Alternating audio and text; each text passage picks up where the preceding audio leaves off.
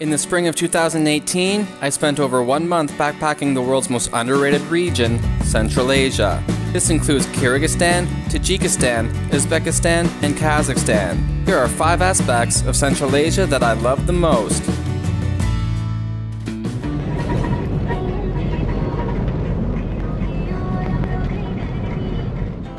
First off, we have the Pamir Highway. The Pamir Highway acts as a lifeline between the Central Asian countries and goes through some pretty rough terrain. The mountains surround and enclose on you, each turn revealing more rugged and captivating backdrops. On a slightly darker note, the highways are flooded with drug shipments produced in Afghanistan that find their way into Europe and beyond. That being said, instances of tourists being brought into danger from the drug trade are almost non-existent here.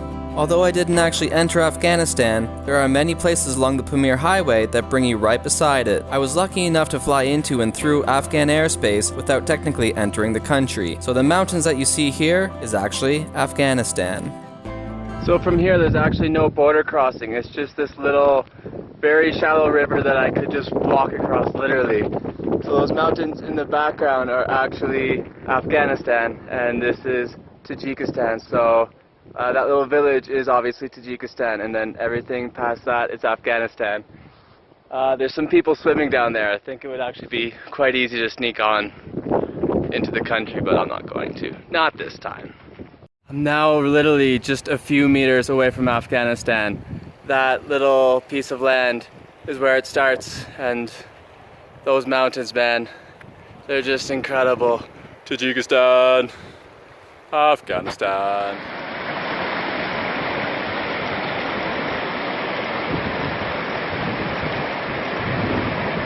Number 2 on our list, lakes and rivers. Central Asia has some of the most captivating lakes and rivers there are to see and are usually accompanied by soaring mountains.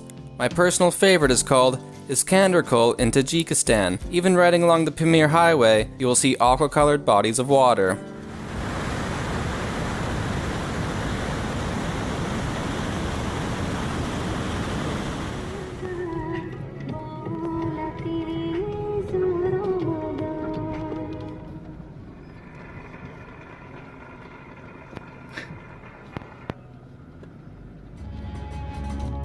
Number 3 on our list, coming across animals on the road. Even when you're completely remote and haven't seen a town, village, or person in hours, a flock of sheep could emerge out of nowhere. Oftentimes, shepherds will be guiding their animals along the highway, and you'll have to drive right through them. Wild horses aren't uncommon here either, and you're bound to see some along your journey.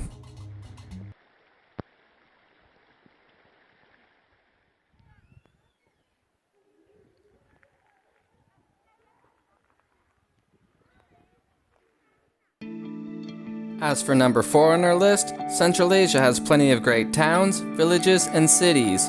The most populous city in Central Asia is Uzbekistan's capital, Tashkent, with around 2.4 million people. I preferred getting off the beaten path and experiencing very local villages, as their way of life is so drastically different than my own. Such experiences truly deepen your knowledge of the world.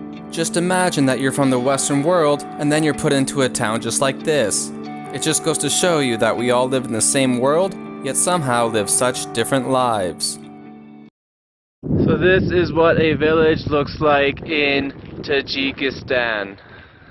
And there's absolutely nothing here, except for the odd cow. Alright, so now we are at this really creepy cemetery, which is almost like a mini city.